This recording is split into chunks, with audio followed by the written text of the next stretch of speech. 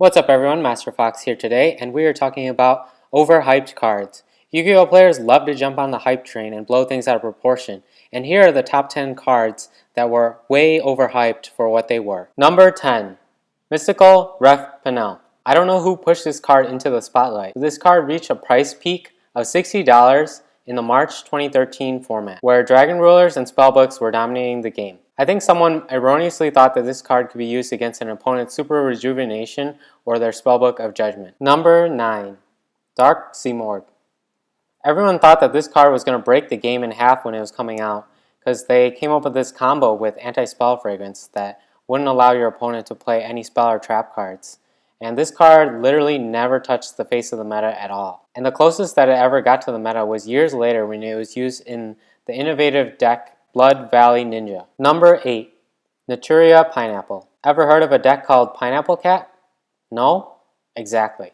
People thought that Naturia Pineapple would bring Synchro Cat variants back into the game, but the hype was just that. It was just hype. Naturia Pineapple never saw the face of the meta at all, and Pineapple Cat was a terrible deck that is relegated into the dark corridors of our game. Number 7. All of the Noble Knight cards ever, especially Merlin. Seeing as the Noble Knights were Konami of America's baby, everyone presumed that Noble Knights would get really broken cards on the level of Six Samurai, but that never ever happened.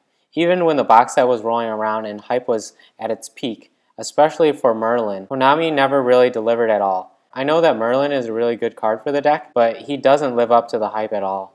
None of the Noble Knight cards do. Number 6. Consecrated Light. People actually thought that this card was going to break Lightsworn in half and render any dark deck inoperable. And for all of that hype, this card ended up doing nothing. It was just used as a side deck card for maybe a couple of months, and after people realized that it was a really bad card, they just stopped using it. And to this day, it sees no play at all. Number 5. Dark Voltanis. Honestly, Dark Voltanis was only really hyped because of a leak that had a really broken fake effect. And the fake effect was, after one of your dark monsters has been destroyed, you can special summon this card. If this card is special summoned in this way, you can destroy cards your opponent controls up to the number of dark type monsters in your graveyard. Well, obviously that's not what we got, and therefore the hype died, taking Dark Voltanis along with it. Number 4. Evil Swarm Exciton Knight. Don't get me wrong at all. Exciton Knight is a good card.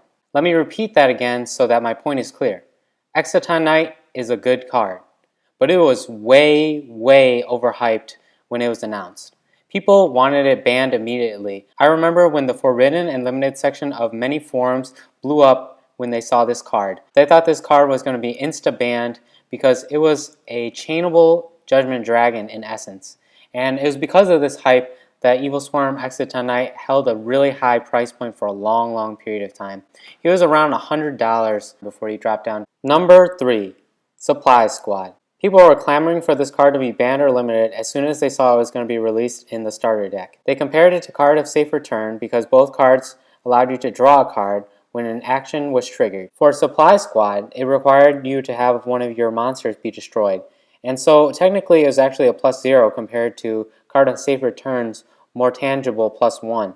As a result, Supply Squad to this day has not really done much of anything in the meta. It was seen in the early Burning Abyss builds, right when Burning Abyss came out in Duelist Alliance, but since then it hasn't really been seen much of at all. It's a tech card in decks like Yang Zing's, but it's not really a meta-worthy card and nowhere near worth touching on the ban list. Number 2. Madolche and Jelly. Yes, here we have it. The Madolche hype reached a ridiculous level as soon as this card was announced, and people were clamoring for Madolche and Jelly or Hoop Cake to be banned, claiming that the deck would be extremely broken once both these cards were available for use. And what do we have as the legacy of Angeli? A couple of regional tops maybe? That's it? Yeah, okay. Before we go on to our number 1 most overhyped card in Yu-Gi-Oh, we have some honorable mentions. We have Artifacts as a deck. Yeah, that never worked. Aren Lightsworn Monk. This is surprising, but this card actually reached $40 in its first week of release. Figure that one out. Card D. Yeah, this card was supposedly going to be a staple at 3 in every single deck ever since its release. Yep, it's not in Necros. Imperial Tombs of Necro Valley. Gravekeepers are coming back? Battle Fader. People thought that this would revive Monarchs. It didn't. And finally, number 1. Crystal Seer. This happened at a time when Monarchs were dominating the entire game, and players were still debating about which Monarch variant was truly the best. When Crystal Seer was announced, this planted a seed in players' minds that made them believe that Apprentice Monarchs would soon come to be the best Monarch variant in the entire game of Yu-Gi-Oh! At that point in time, as Crystal Seer would be able to boost the Apprentice Magician engine and turn Apprentice Monarchs into the most dominant deck in the entire game. That did not happen at all. Even though when it first came out, it reached a price peak of around $40, the price quickly tanked right after that when people realized that the Dekoichi Spy engine for Monarchs was still vastly superior to the Apprentice engine. And there, Crystal Seer's fate was sealed forever. And that concludes my list of the top 10 most overhyped cards in Yu-Gi-Oh! Do you guys agree with my list? Are there any cards that I may have forgotten?